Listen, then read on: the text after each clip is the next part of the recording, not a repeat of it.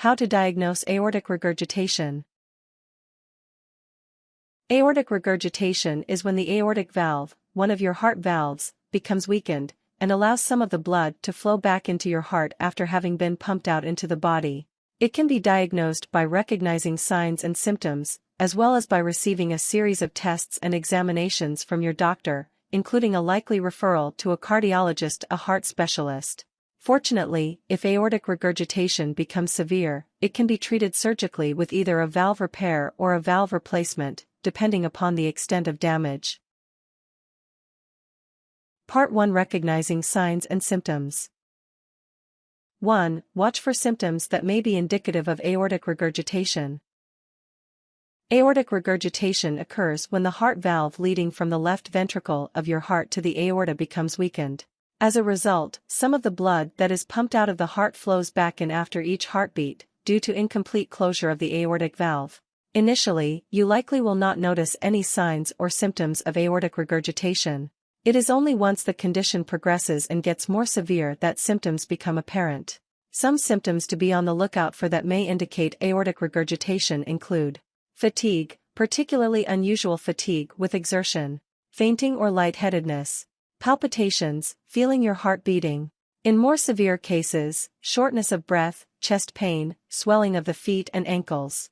If you experience these symptoms, this is a medical emergency and you should seek immediate medical attention. 2. See your doctor if you believe you may be experiencing aortic regurgitation.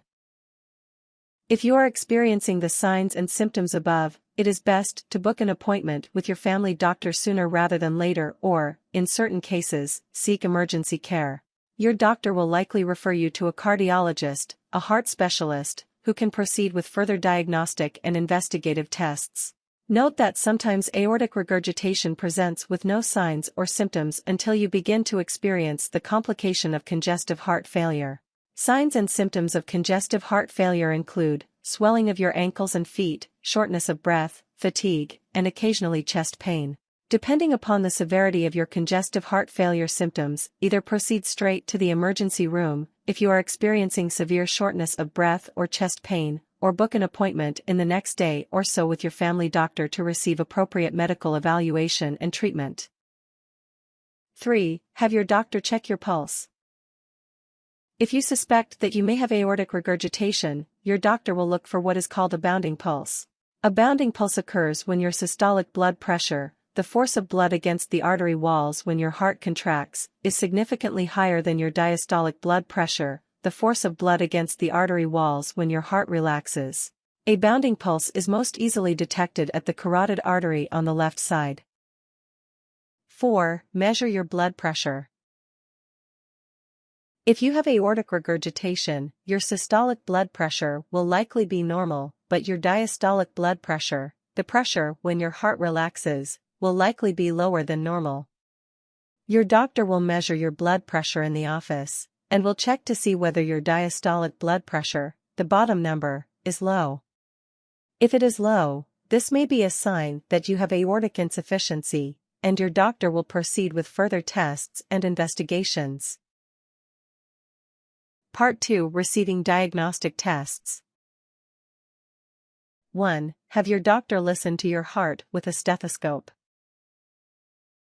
If you have aortic regurgitation, your doctor will likely be able to pick up a heart murmur when she listens to your heart with a stethoscope. The heart murmur is due to the backflow of blood from your aorta, the blood vessel, back into your left ventricle, a chamber of your heart, due to weakness of the aortic valve. It will be a diastolic murmur that your doctor is looking for, meaning that the hum of the murmur will be audible as your heart relaxes, and when the blood flows back into your heart due to aortic valve weakness. 2. Obtain an electrocardiogram. Your doctor will also order an electrocardiogram, EKG or ECG, to check the rhythm of your heart, look for signs of decreased or lack of blood or oxygen in the heart, and exclude other causes of the symptoms. Electrical information will be transmitted through electrodes stuck to your skin. You may be required to stay still or to walk on a treadmill or pedal a stationary bike. 3. Receive an echocardiogram to evaluate your aortic valve. An echocardiogram is a type of ultrasound that specifically looks at your heart. It will be able to evaluate the size and function of your heart, as well as illustrating to your doctor the direction of blood flow in the heart and the function of each of the valves. If your aortic valve is malfunctioning, the echocardiogram will show blood flowing backwards into the heart after each contraction. An echocardiogram may be used to officially diagnose aortic regurgitation and provide an indication of the severity of the problem: mild, moderate, severe. It may also be used as a tool to monitor aortic regurgitation or other heart disorders, so that your doctor knows when further intervention or treatment is needed. 4. Opt for an exercise stress test. An exercise stress test normally consists of going on a treadmill and gradually increasing the intensity, beginning at a slow walk and proceeding to a jog or a run, until you are too fatigued to continue, or until your heart begins to show signs of stress as per the measuring devices you will be hooked up to. The purpose of an exercise stress test is to watch how your heart responds under the stress of physical exertion, and to draw conclusions based upon that about your overall heart function. If you have aortic regurgitation, your heart will be less capable than normal at responding to the stress of exertion. You will likely fatigue sooner, and your heart will begin to show signs of stress due to the inability to pump enough blood fast enough, as a result of the backflow of blood into the heart due to a leaky valve. By these measures, an exercise stress test can aid in the diagnosis of aortic regurgitation. 5. Ask your doctor for a cardiac MRI. A cardiac MRI is another way for doctors to visualize your heart and to see abnormalities. Abnormalities that may be present in cases of aortic regurgitation include an enlarged left ventricle. The biggest chamber of the heart becomes enlarged due to the backflow of blood causing stress on the heart, as well as changes to the aortic valve and to the aorta, the big blood vessel leaving the heart. 6. Have a chest X-ray to evaluate for fluid in the lungs and/or an enlarged heart. Another test that can help in the diagnosis of aortic regurgitation is a chest X-ray. In more severe cases of aortic regurgitation, you may begin to develop an enlarged heart and/or fluid in the lungs due to the pressure of having too much blood in the heart at one time. These are complications of aortic regurgitation that can be picked up with a chest X-ray. 7. Obtain a referral for cardiac catheterization. If the above tests are inconclusive as to the degree of aortic regurgitation you are experiencing, your doctor may order a more invasive test called cardiac catheterization. In this test, a tube is inserted through an artery in your arm or leg and passed through that artery until it reaches the heart. Once it is at the heart, dye is injected.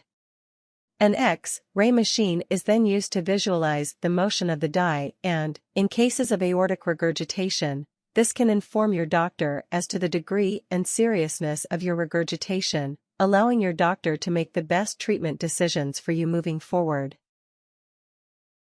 Part 3: Treating aortic regurgitation. 1. Opt for watchful waiting and regular echocardiograms.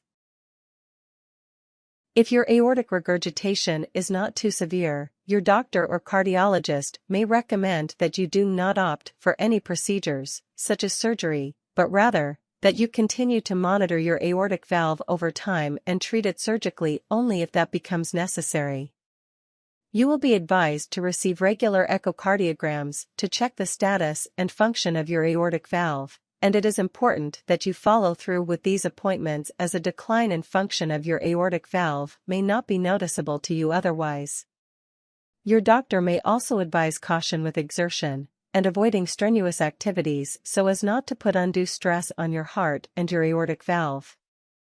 You will likely be advised to continue with moderate physical activity due to the numerous health benefits that this offers. 2. Take medications to prevent worsening of your symptoms. If your blood pressure is high, Your doctor will recommend that you take blood pressure medications to lower it back into the normal range.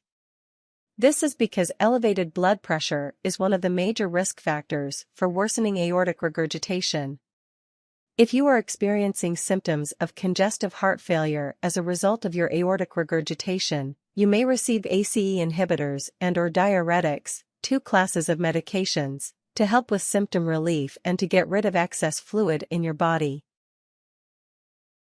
3. Receive surgery to cure aortic regurgitation. The one and only definitive cure for aortic regurgitation is to have it treated surgically. This can be done either with an aortic valve repair or an aortic valve replacement, depending upon the extent of damage to the valve. Most often, for aortic regurgitation, a full aortic valve replacement will be required. For the surgery, you will be put under general anesthetic, which means that you will not be conscious for the operation. You will receive open heart surgery, and your aortic valve will be replaced with a new valve. Recovery time following surgery usually involves 1 week in the hospital, followed by 4 to 6 weeks of rest at home prior to returning to work. You may need anticoagulation after the surgery to maintain valve function.